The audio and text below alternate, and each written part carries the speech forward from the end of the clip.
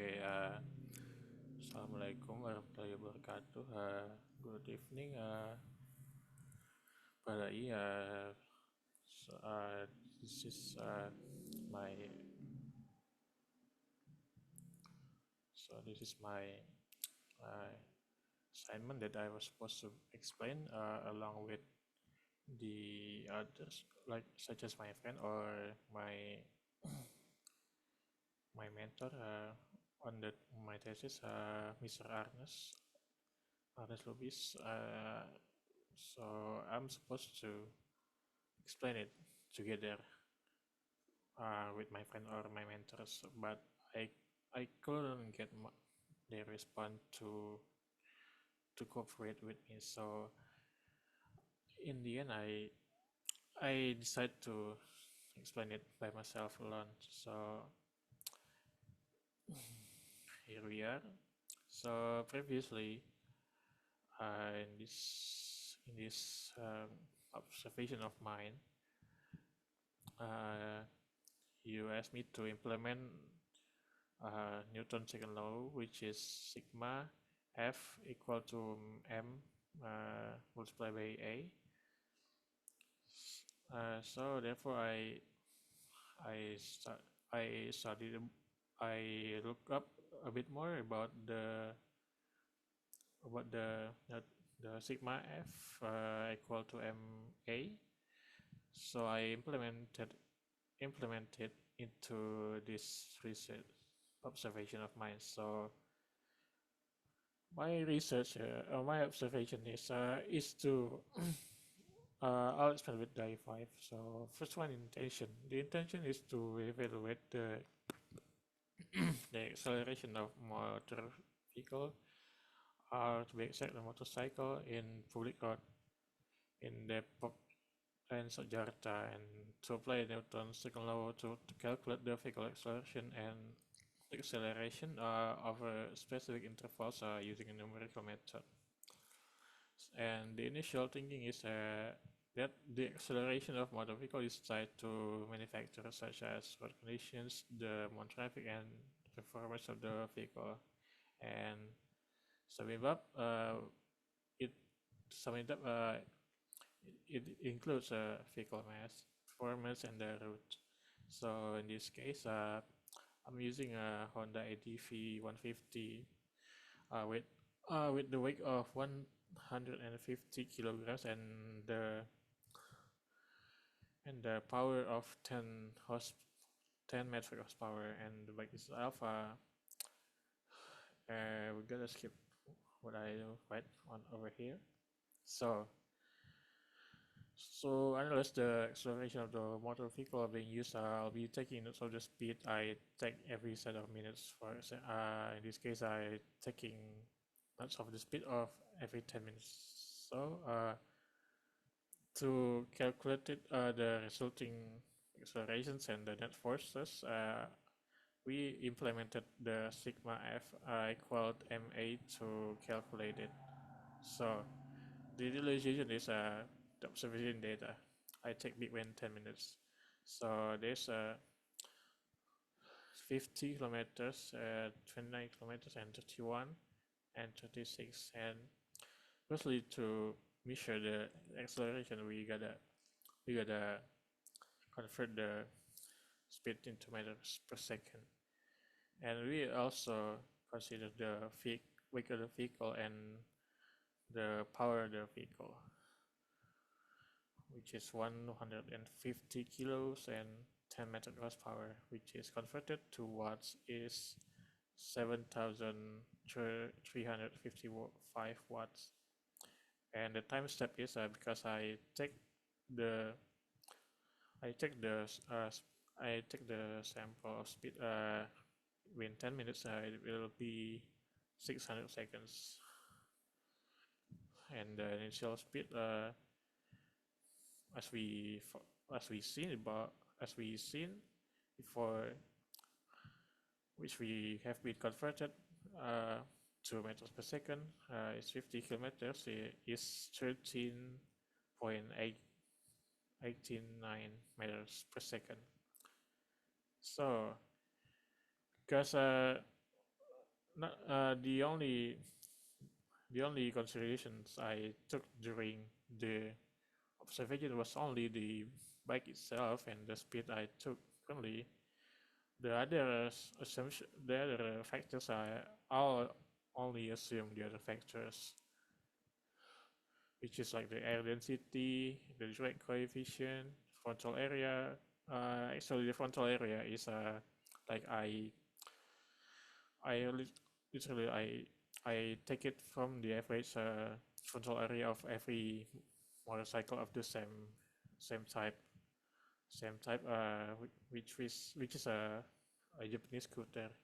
So the frontal area is usually around, let's take it let's assume it like 0.6 meter square, and the rolling resistance is like is we assume it that 2 and the line angle, not going too far, we just going to assume it just only 5 degrees. So the thing that you told me that I must apply the sigma f equal to ma because this is because I'm looking for the acceleration, so I gotta use the corresponding formula to measure to find to measure it. So the sigma f equal ma is Newton's second law, which states that the sum of the force, that is sigma f, is acting on an object is equal to the mass of the object that multiplied by its acceleration. So this law can be applied to understand the motion of the vehicle under different forces. So to calculate the net force, which is sigma f acting on the vehicle as the sum of all these force. Considering their direction, the formula is sigma f is equal to f engine subtracted with f drag subtracted by f rolling subtracted by the f gravity, and as for the calculating the acceleration itself, we modified the original formula by into this, because what we want to find out is the acceleration of is the resulting accelerations that happen. Okay, now let's go to the instruction. So because we gotta find the net force first, we gotta calculate each of this, the engine force, the drag force, the rolling resistance, and the gravitational forces. So firstly, the engine forces, which is by to find the engine forces, we simply divide the power by the initial speed, which we get results here 529.58, and the drag force is the formula is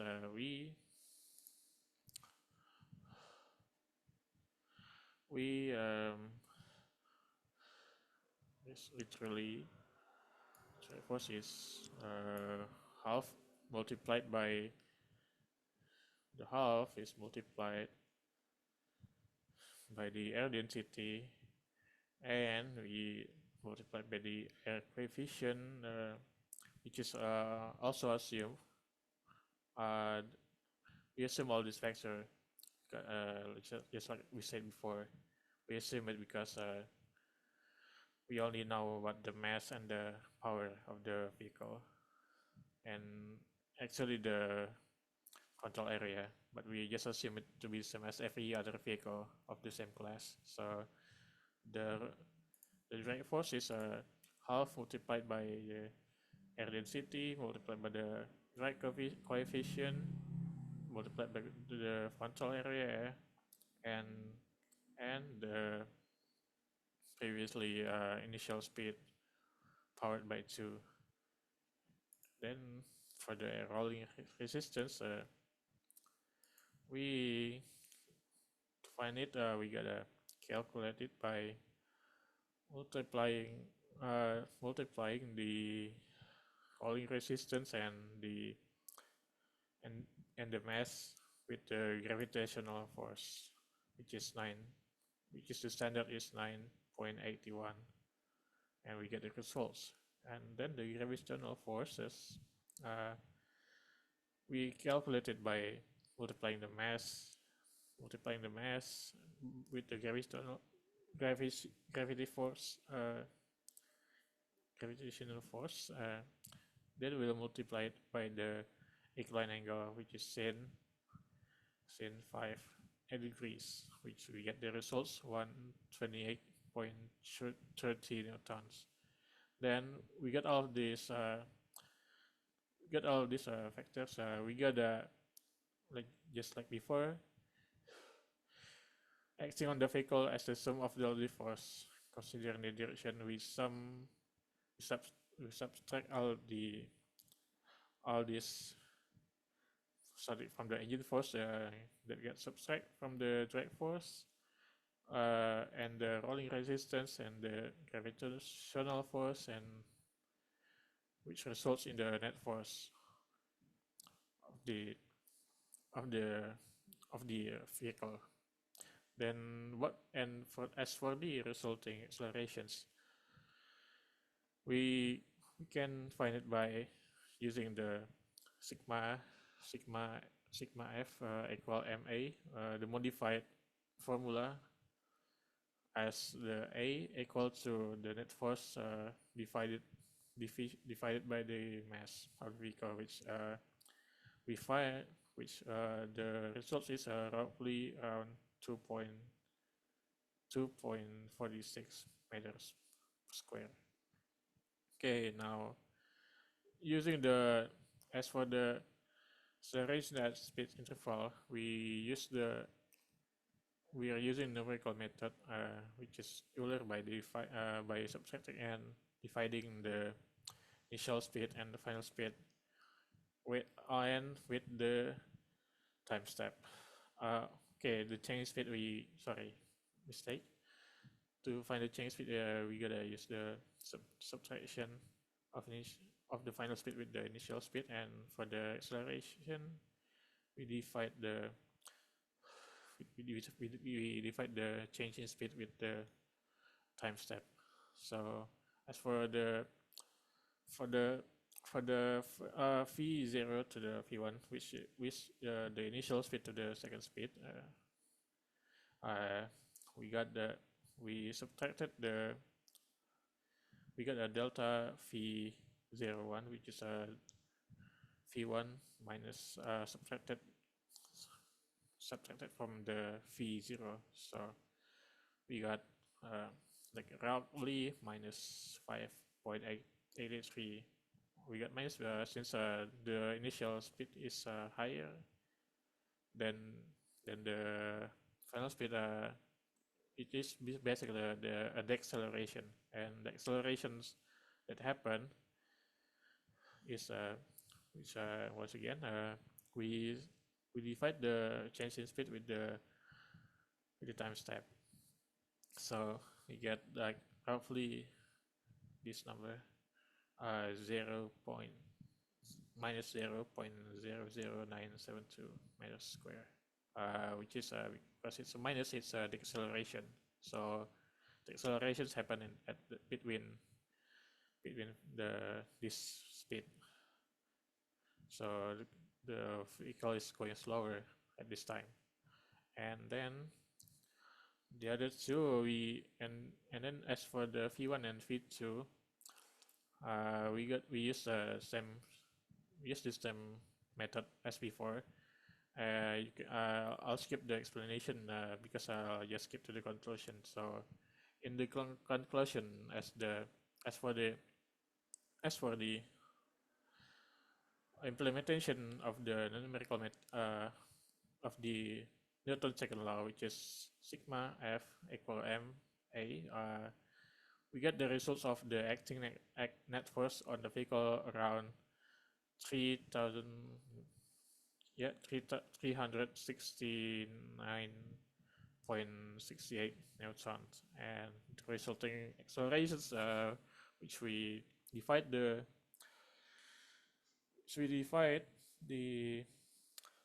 net force with the mass of the vehicle, we get around 2.49 46 meter per second square. As for the change in speed between the intervals before, we get between the first one, initial one, and the first one, there's happened to be accelerations around that is around 0.00972 meters per second square. It's in minus, so because it's in minus, it's the acceleration, and the acceleration between the V1 and V2 using the same method as V0 and V1, we get like there's an acceleration that happened between V1 and V2 is around 0.00092 meters per second square, and as for V2 and V3, it's around 0.00232 meters per second square. So as you can see, this is what we get for using the Newton's second law and the Euler's method by subtracting and dividing the initial speed and the time by the time step. So hope that explain how that explain how the implementation of this Newton's second method in the scenario of the vehicle that have a weight of 150 kilos and 10 metric horsepower, using the Newton formula sigma F equal ma, that we get the net force and the reacting net force and the resulting acceleration, and we understand the motion of the vehicles that happens during the scenario, which is the bike, of course. And of course, with this explanation of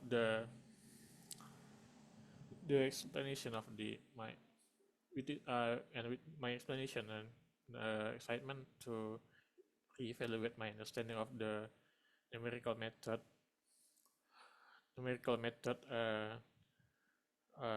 studies could be accepted, and it could approve my OAS or my finals results to be valid, because if I don't understand, if I not made this assignment to be clear, to show my evaluation of my understanding with the IF5 and the IF5, yeah. I hope my explanation got results in my improvement of my evaluation to approve my OAS results to be accepted, because yeah, that's it. I think that's all for explanation, because if there's still some mistake in my explanation, which I might be wrong in saying, this time I'm explaining in English, because it's enforced to be explained in English, so to deepen our understanding,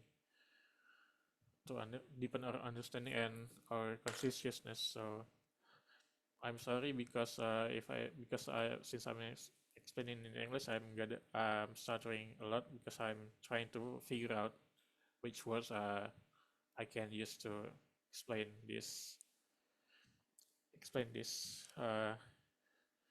evaluation of this assignment.